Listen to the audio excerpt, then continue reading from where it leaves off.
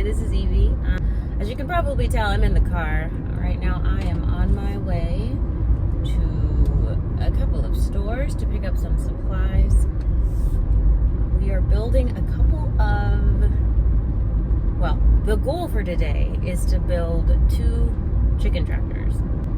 One of which will hold our hens, the 9 hens that we have. Laying hens. They're not laying yet, but they will eventually. And then the other will house half of the meat birds, broilers, future chicken dinners, whatever you want to call them. So at the moment we have 15 broilers total, 4 roosters and 11 hens. I think I may keep 2 of the hens because the birds that we have, they're what they call dual purpose birds. They grow, in about 12 weeks, they grow up from chicks to being ready to harvest, ready, for, basically ready to eat, meat ready to eat. And, but the hens can also, well, all hens can lay eggs. It's just that I'm saying they're also pretty good at laying eggs. Somewhere I'll put the number of eggs they will lay on average in a year. But basically, I think these chickens lay like a light brown egg, or light brown color eggshell. This is my first time raising these types of chickens. They're essentially Red Rangers, purchased from Murray McMurray Hatchery, and I'm pretty excited about it. Anyway, so we have 15 total, 4 roosters, 11 hens. I think I'm going to keep 1 or 2 of the hens for eggs, and then definitely letting the roosters go to freezer camp as soon as possible, which should be around end of May, early June. And then for the remaining hens, they will also go to freezer camp. However, it'll be more staggered, okay? It's just my son and I at our home, so we don't need a freezer of like 25 or 50 chickens right now. Like, that's not really practical for us, especially if ever there's some sort of outage, and the plan is to have backup options for food preservation.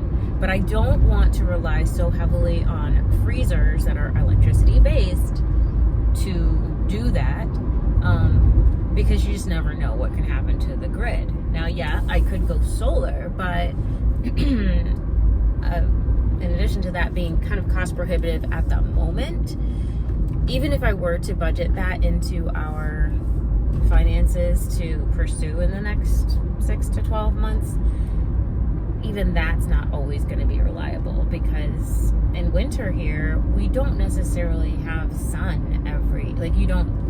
we wouldn't get enough solar power every day. Of the broilers, I plan to treat them a lot like my grandfather did, which is, he had a really huge chicken run at his, well, to me it was huge. As a child, when we would go to his property, I really was always fascinated by just the whole, sorry, it's wobbly, the chicken yard that he had outside of his house.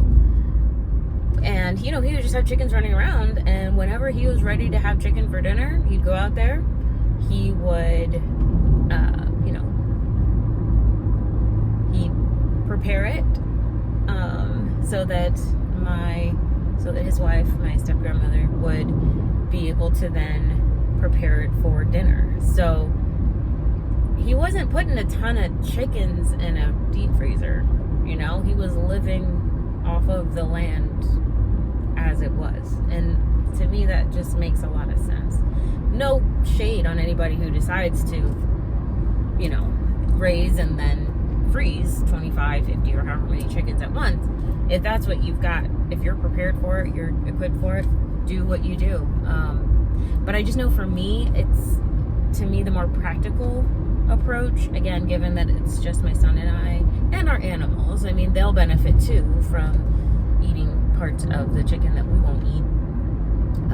It just makes more sense for us to, sure, have a few in the freezer, just like I normally would before having chickens, but it doesn't really make sense for us to put it all in there. So, all that to say, yeah, I'm on the way to the store, and I won't be filming in the store. I don't feel comfortable doing that. I will share with you the supplies once I get them, and we'll go from there. Before I show you the supplies I bought and what I ended up building, I'll show you the chicken shelters I have built so far. If you'd like to learn more about how I built them, let me know in the comments. The first shelters I created were plastic tote brooders using totes that I found on Facebook Marketplace. I'd made 2 blue and 1 red, and this is an image of one of the blue brooders. Setting them up before the chicks arrived took about half an hour each. And here are the hens in a blue brooder, and the broilers, I set them up in the red tote. In this image, you can see a noticeable size difference between a broiler on the left and a layer hen on the right. Both of these chicks hatched 11 days before this photo was taken. It didn't take long to realize that the broilers would outgrow their totes soon, so I decided to create a wooden brooder on wheels. Here's a look at that brooder prior to adding the bedding, feeder, waterer, and the chicks. I lined the floor with waterproof contact paper for easier cleanup, but I wish I did the same thing along the walls. And since we still had below freezing temperatures outside at this time, both the plastic tote and the wooden brooder stayed inside of a room of our house. Not something I would recommend, but that's a story for a future video. Just before the broilers were ready to move out on grass, I built a simple chicken tractor. My plans for the brooder on wheels and the chicken tractor were inspired by similar structures found on the YouTube channel Sow the Land. Within a couple of weeks of building the tractor, I added crossbars to suspend the waterer and feeder from carabiners. As I mentioned earlier, I originally planned to create 2 more of these tractors.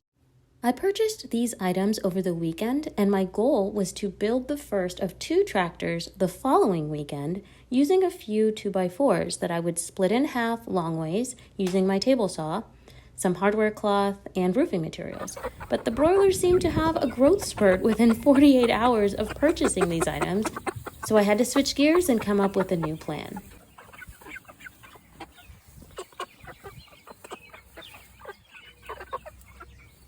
Wednesday evening of that week, I sketched a general plan for a larger tractor that I call Chicken Tractor version 2.0. To save time, I did not split the 2x4s, and I used some of the cedar fence pickets that I purchased for a different project. So after work the following day, it took me a couple of hours to put it together and transfer the broilers in before it started raining. I used some leftover 2x2 lumber from the original tractor build to create the top opening at the front of the tractor, which is why it's that gray color while the rest of the wood is not painted.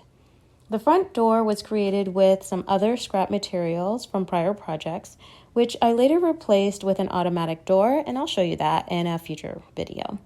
I found some scrap wood in the barn and combined it with a couple of the 2x4s to create the larger top opening on the side of the tractor. And one thing that's not clearly visible in these images are the 3 roosting bars that I added toward the back of the tractor where the chickens can perch and sleep at night. Since they free range within an electrical fence during the day, I figured the interior only needed to be large enough to accommodate them for extra shade during the day and, again, to perch for sleep at night. Here you can see both tractors side by side in the electrical fencing, and you can see that the layer hens are currently in the first chicken tractor I built. Here is a glimpse into the new morning routine with the broilers. I set out their food in 2 separate containers, and their 5-gallon water dispenser is off camera. I soak their food in water because they eat so much, and it really helps to cut down costs. You may notice that the original tractor containing the hens and our bonus rooster in the background is just outside the fencing. Due to the sheer size difference between these hens and the broilers, I quickly learned that the layers would be safer staying in the tractor, which I move every day onto fresh grass.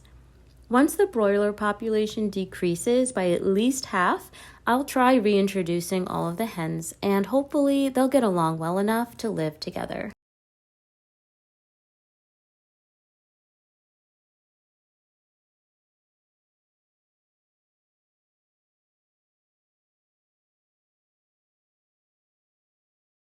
Let me know in the comments if you would like to see more details about these chicken tractors and other items that I've built and will build for the animals on the homestead.